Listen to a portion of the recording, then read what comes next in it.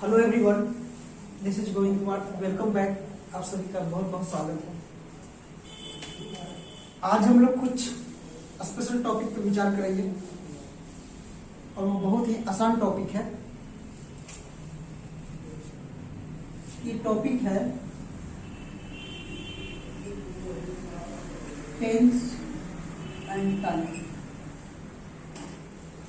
यानी ये रिलेशन आज हम लोग पढ़ेंगे इन दोनों के बीच। रिलेशन किसी टाइम को जब हम एक सेंटेंस में मेंशन करने के लिए रहता है तो हमें जरूरत पड़ती है टेंस पढ़ने की। ठीक है, अब इस बात को गौर से समझिएगा। जैसे टेंस में यदि कोई भी टाइम मेंशन करना हो, टेंस में कोई भी टाइम, तो बिना टाइम के तो हम टेंस लिख ही नहीं सकते हैं।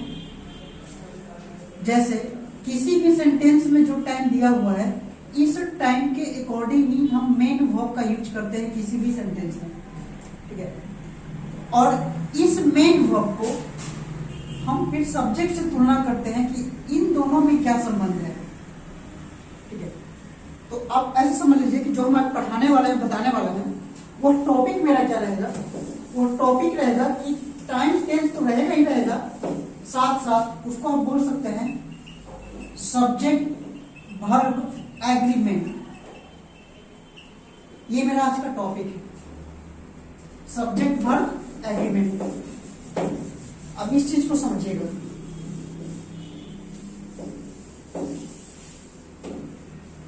देखिए, सेंटेंस में सब्जेक्ट के अनुसार हम मेन वर्ब लिखते हैं, लेकिन सबसे पहली चीज सेंटेंस में आपको क्या देखना है? टाइम। और इस टाइम के अनुसार मेन वर्ब करेंगे। जब आपको ये पता चल जाए कि जो टाइम दिया हुआ है इस टाइम के अकॉर्डिंग मेरा मेन वर्ब सही है, तो फिर ये दोनों में रिलेशन देखेंगे, सब्जेक्ट और मेन वर्ब में। जैसे सब्जेक्ट मेन वर्ब में रिलेशन इसलिए देखा जाता है क्योंकि ये हो सकता है कि थर्ड पर्सन सिंगुलर हो, तो थर्ड पर्सन सिंगुलर के अनुसार हमें मेन वर्ब अलग जिक्र करना पड़ेगा। ये प्लुरल होगा तो इसके अनुसार अलग जिक्र करना पड़ेगा। तो इन सारी चीजों को ध्यान आपको रखना है कि टाइम रहा तो टाइम के अनुसार तो मेन वर्ब का हम जिक्र करेंगे ही करेंगे, लेकिन सब्जेक्ट को भी देखना है। ठीक है, जैसे लिखा हुआ है कि यस्टरडे, तो यस्टरडे के अनुसार हम वर्ब के सेकंड फॉर्म यूज करेंगे क्योंकि पहले की घटना के बारे में बताएगा। ठीक है, पहले की घटना को बताएगा कि यस्टरडे एक टाइम है, इस टाइम में कोई काम हुआ तो वो पहले काम हुआ, तो V2। लेकिन ये जो सब्जेक्ट है ना, ये पास्ट में तो ये V2 कोई भी मेन वर्ब रहेगा तो V2 में और सब्जेक्ट में कोई फर्क नहीं पड़ेगा, तो आप यहाँ पे सब्जेक्ट कोई भी लिख दो।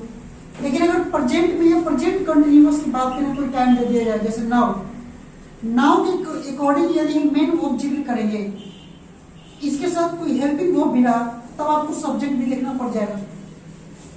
जैसे he is reading a book now, इस नाउ के अकॉर्डिंग हम प्रेजेंट कंटिन्यूअस लिखे, इसमें इज के अकॉर्डिंग हो गया, क्योंकि ये भी तो देखना पड़ेगा आपको। अगर ही नहीं रहता तो फिर ये जो इज थर्ड पर्सन सिंगुलर के साथ हम लगाते हैं, फिर इसका भी आपको विचार करना पड़ता है। तो इन सारी चीजों को आपको देखना है।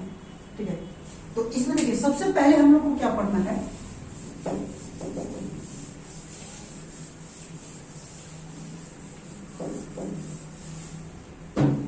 सबसे पहला पॉइंट इसमें है कि यदि सब्जेक्ट सिंगुलर होगा, क्या होगा? सब्जेक्ट सिंगुलर होगा तो इसके साथ सिंगुलर वर्ब का जिक्र करेंगे। किसका जिक्र करेंगे? सिंगुलर वर्ब का। फिर सेकंड टर्म क्या होता है कि यदि सब्जेक्ट प्लुरल हो तो इसके साथ प्लुरल वर्ब का जिक्र करेंगे। लेकिन हम जिस एग्जाम्स के लिए तैयारी करते हैं उसमें इससे कोई मतलब नहीं है, इतना इजी भी नहीं पूछेगा, तो हमें क्या पढ़ना पड़ेगा? अब इसके बाद समझिए कि सेंटेंस में सब्जेक्ट के बाद कोई प्रेपोजिशन का जिक्र कर दिया जाएगा। ठीक है, कोई प्रेपोजिशन, तो इस प्रेपोजिशन के बाद आने वाला जो भी मेरा नाउन या प्रोनाउन होगा उसे आपको क्या समझना पड़ेगा? ऑब्जेक्ट। क्योंकि पूरे ग्रामर में ऑब्जेक्ट दो ही चीज का होता है, एक प्रेपोजिशन का और एक मेन वर्ब का। तो आपको इसमें समझना पड़ेगा कि यह जो ऑब्जेक्ट है इस प्रेपोजिशन का, ये ऑब्जेक्ट है, और इसके बाद जो भी हम वर्ब लाएंगे ये पहले वाले सब्जेक्ट के अनुसार आएगा। अगर ये सिंगुलर है तो इज, फर्स्ट पर्सन सिंगुलर है तो एम, इस हिसाब से आपको यहाँ पे वर्ब का जिक्र करना पड़ेगा और फिर उसके बाद ऑब्जेक्ट आएगा। ठीक है, तो ये ऑब्जेक्ट इस वर्ब का होगा, ये ऑब्जेक्ट इस प्रेपोजिशन का होगा। जैसे देखिए एग्जांपल में आपको बताते हैं कि I but you has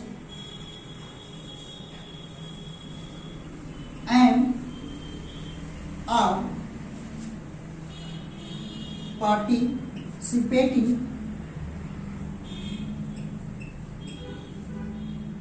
participating in the meeting।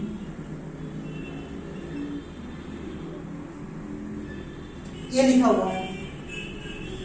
तो इस पूरे सेंटेंस में बट प्रेपोजिशन है और इस प्रेपोजिशन का ऑब्जेक्ट यू हो गया, तो एम का सब्जेक्ट मेरा कौन है, आई, यानी आर इसमें गलत हुआ, क्योंकि यू के अनुसार अगर आप देखेंगे तो आर ही लगा देंगे, लेकिन इसमें आर गलत है तो आई के अनुसार आपको एम देना पड़ेगा। देखिए subject verb agreement means subject और वर्ब में दोनों में तालमेल है। अब इस बात को समझिए, एग्रीमेंट मींस होता है कि हाँ दोनों में सहमति है। तो यदि किसी भी सेंटेंस में सब्जेक्ट और वर्ब में सहमति रहेगा, ठीक है, तो वो मेरा सेंटेंस सही है, क्योंकि इसमें और कोई टाइम है ही नहीं दिया हुआ कि हम टाइम को देखकर फिर मेन वर्ब को सुधार करेंगे। अगर टाइम रहा तो सबसे पहले टाइम को ही देखना पड़ेगा और टाइम को देखकर हम मेन वर्ब को सुधार करेंगे। अगर टाइम नहीं है तो एक सेंटेंस को करेक्शन करने के लिए हमें मेन वर्ब और उसके साथ सब्जेक्ट जो रहेगा, यानी सब्जेक्ट और वर्ब में हम तालमेल देखेंगे। यदि दोनों में कॉम्बिनेशन बिल्कुल सही है तो हम इसी को बोलते हैं सब्जेक्ट वर्ब एग्रीमेंट। ठीक है, एक ये बात हुआ। अब इसके बाद और एक एग्जांपल देके आपको समझाते हैं। दो सेंटेंसेस के देखेंगे, I like you am are reading a book, और फर्स्ट वाले में a many boy is are doing his और देयर वर्क। अब इस सेंटेंस में देखिए पहले वाले में अ मेनी रहे, अ ग्रेट मेनी रहे, ये सब के बाद आने वाला नाउन हमेशा या प्रोनाउन जो भी रहेगा प्लुरल होगा, तो यानी ये प्लुरल नाउन है। जब मेरा सब्जेक्ट ही प्लुरल है तो इसके बाद आने वाला वर्ब भी प्लुरल होगा, इज नहीं होगा। जब सब्जेक्ट प्लुरल तो इसका पजेसिव भी प्लुरल होना चाहिए, तो हिज नहीं होगा। ठीक है, उसके सेकंड सेंटेंस में कि I like you am are reading a book, अगर आप लोग ऐसा सोचते हैं कि यह कंप्लीट सेंटेंस है, लाइक को मेन वर्ब समझेंगे तो इस मेन वर्ब का ये ऑब्जेक्ट बन जाएगा, लेकिन ऐसा है नहीं, क्योंकि ये प्रेपोजिशन है और इस प्रेपोजिशन का ये क्या हो गया, ऑब्जेक्ट हो गया। इस प्रेपोजिशन का ये ऑब्जेक्ट, यानी एम का सब्जेक्ट कौन है, आई, तो इसमें आर गलत है। तो इस हिसाब से आपको ध्यान में रखना है कि जब सब्जेक्ट वर्ब एग्रीमेंट होता है, ये तो पूरी इतना है नहीं कि सब्जेक्ट वर्ब एग्रीमेंट मींस अगर आप अच्छे से पार्ट्स ऑफ स्पीच भी पढ़ लीजिएगा ना, तो फिर इसको अलग से पढ़ने की आवश्यकता नहीं है, क्योंकि वही सारे पार्ट्स ऑफ स्पीच में से ही लगता है कि जैसे हम कोई भी सेंटेंस लिखें तो उसमें सब्जेक्ट, मेन वर्ब और टाइम, तो सबसे पहले टाइम के ही अकॉर्डिंग मेन वर्ब हम यूज करते हैं, और यदि सेंटेंस में टाइम ना रहे तो हम उसको किसी से रेफरेंस करते हैं, या रेफरेंस ना भी करें तो हमें सब्जेक्ट और मेन वर्ब को एग्रीमेंट कराने के लिए रहता है कि इन दोनों में तालमेल है कि नहीं है। अगर ऐसा है तो बिल्कुल सेंटेंस सही रहेगा। ठीक है, तो ये छोटा सा मेरा पॉइंट था जो हम आप लोगों के साथ शेयर किए, बताएं। ठीक है, फिर मिलते हैं अगले वीडियो में, और इससे आगे और इसमें है कुछ पॉइंट्स जो मैं आपको आगे बताऊंगा। ठीक है, सभी को बाय, थैंक यू।